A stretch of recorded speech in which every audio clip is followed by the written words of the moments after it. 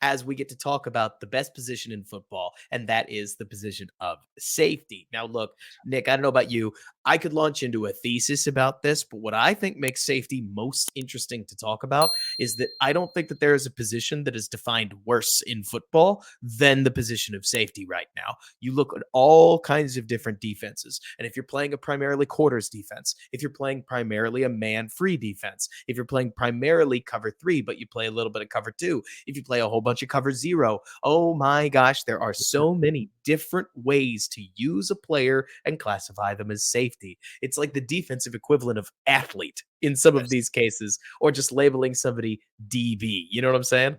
Yeah, like the old Cordell Stewart, we'll just call him Slash. We'll Right? just Exactly. when nowadays how complicated defenses get, you just need a slash player because yeah, it is, and you don't want to put these guys in a box. You just want to kind of see what kind of defenses they fit and see for the Bears, is this a guy that will fit with the Bears? Because as we Right. know, the Bears have a giant opening at free safety with Eddie Jackson moving on, and I think this class is pretty deep, and I think it's pretty talented. It's one of the Mhm. classes, safety kind of goes by the wayside for NFL, NFL draft fans. You really haven't had too many highly drafted safeties. Off the top of my head, you've got Jamal Adams a few years ago, but typically safety is one of those positions that sort of falls down you end of the first round, second round. And I think this class has a lot of talent, and you're not seeing all that talent at the top end of the draft. You're seeing it kind of in the top of the second round, middle of Mhm. the second. And I think there's a lot of talent deep into this draft. So I'm excited to talk about not just potential Eddie Jackson replacements, but just the safeties in general. And it's so funny to me to talk about this, Nick, because in the same vein as you mentioned that there haven't been all these highly rated safeties. I mean, look, I get it. I'm just a guy on the internet. Who am I to say what I am about to say? But I'm going to say it anyways. And that's that the NFL, kind of like what they do with tight end, doesn't seem like they quite know what they're looking for in many cases Yeah. when they're scouting safeties. The traits that create a productive and really good safety player end up by the wayside. And then all of a sudden, I can't remember quite where he was drafted, but Tyler Hufunga comes out of absolutely Yeah. nowhere.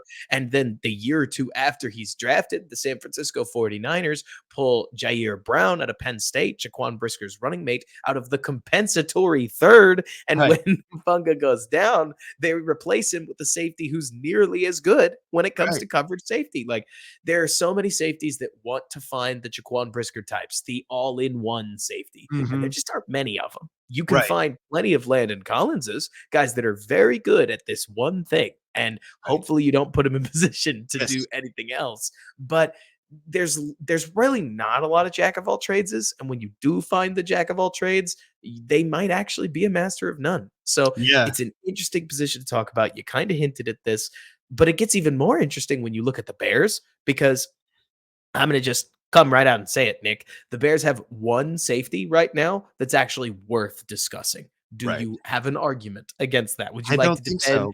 This is your I moment to defend Elijah Hicks if I you'd was just like gonna to. say, I'm glad we're talking about Elijah Hicks and finally giving him his flowers, and now we can, no, like, I agree. I think Brisker is the only one, and he's oft injured, so it'll be interesting. We touched on it in the quarterback episode, but it'll be interesting with some of these safeties. Are they looking for a true center fielder to play in that cover three? Are they looking for someone more for a cover two role? Or are they going to look for someone that can do both? I think ideally they probably want someone like Eddie Jackson that can play both cover two and cover three in Matt Eberflus's system. So how many of those are in this draft? And where are the Bears going to be willing to draft that player? Is it going to be 75? Or are they going to have to trade something in the second round to get back up to get a guy like maybe, I'm not going to spoil it, but some of the players we're going to talk about here soon. So they Right. have a lot to talk about. I don't know, the free agency class, no one really jumps off the page. So I think knowing how Ryan Poles likes to address some of his more pressing needs, I think they'll be looking towards the draft. So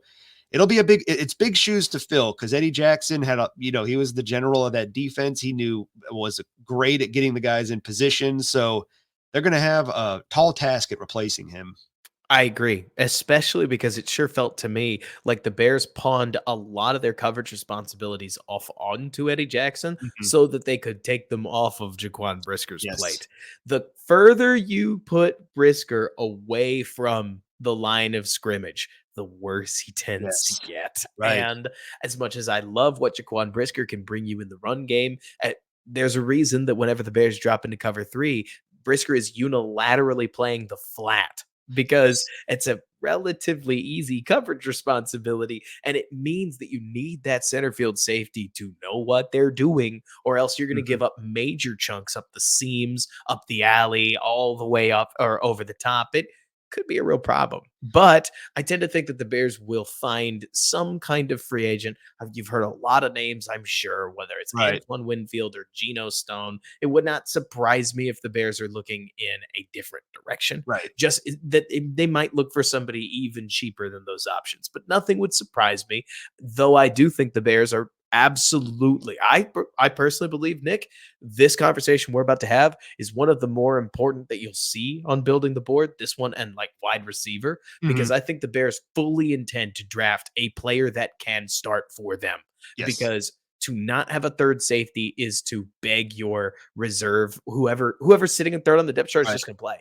Like it's a Yes. matter of time before Yeah. that player will play one way or another. And I won't be shocked if the Bears do, because remember, Terrell Smith was playing safety back in training camp last year. So Mhm. the Bears may explore other options to at least have some extra flexibility Right. outside of the draft. But I've had 75 earmarked for a safety all off season. And based on the scouting that we've done, I am not going to change that. Right. Right. That's a very good Yeah. player.